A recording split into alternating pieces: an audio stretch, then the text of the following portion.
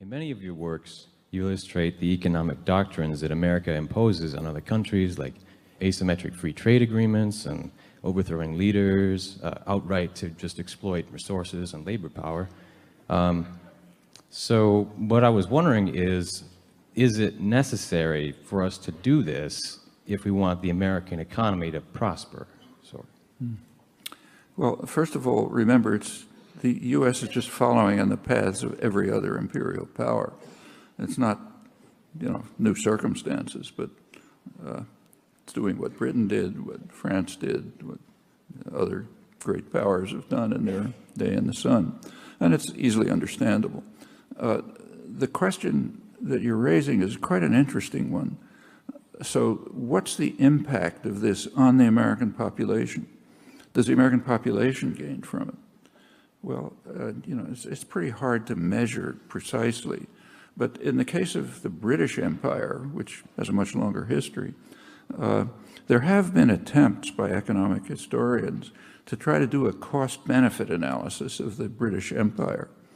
So like, how much did they gain? How much did it cost? It's imprecise. You can't put much faith in the figures. There's too many variables. But the rather rough conclusion seems to be that the costs and benefits more or less balance, that there's a lot of benefits, there's a lot of costs, and they're kind of in the same range, roughly. So why have an empire? Well, the answer to that comes out as soon as you ask who paid the costs, who got the gains, okay? If you look at that, it turns out that the British Empire is essentially class war internal to England. The people who had the gains, are the people who had shares in the East India Company, the banks in the City of London, and so on and so forth. Enormous gains. Who paid the costs?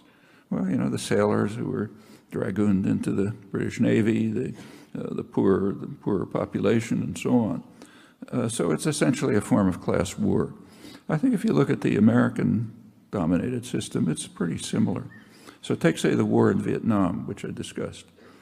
The planners understood what they were doing.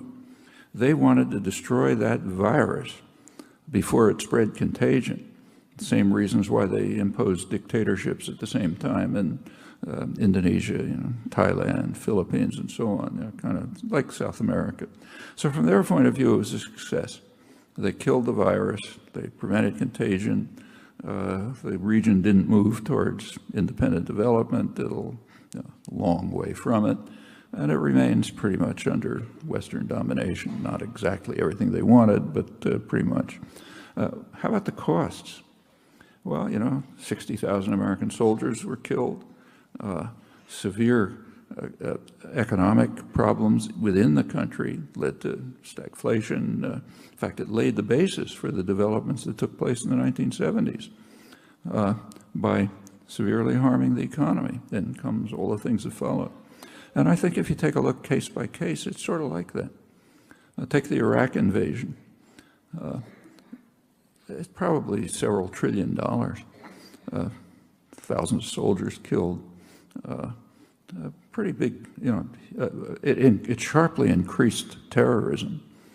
I don't know how you put a measure on that, but as predicted, it was predicted that the Iraq invasion would increase terrorism. The intelligence agencies predicted that, the British and American independent experts, and it did. Terrorism went up by a factor of 7.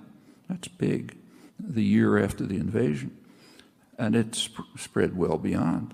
It led to it increased the perception in the Muslim world, which is very high, that the U.S. is in a war with Islam. You take a look at polls in the Arab world, the Muslim world, there's an overwhelming feeling that the U.S. is at war with Islam.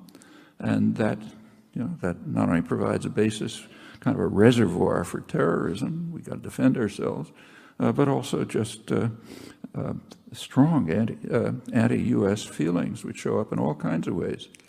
How do you measure that? You can't put a number on it, but it's certainly harmful to the people of the country and their future. Well, that's the downside. The upside is, whatever you win from it.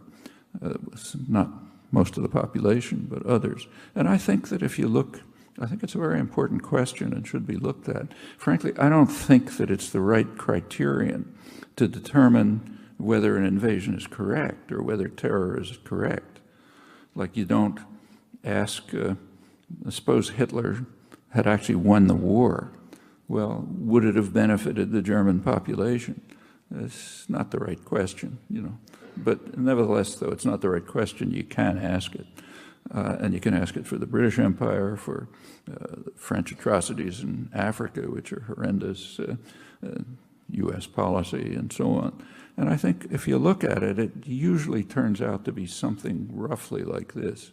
It's kind of internal class war within the imperial society.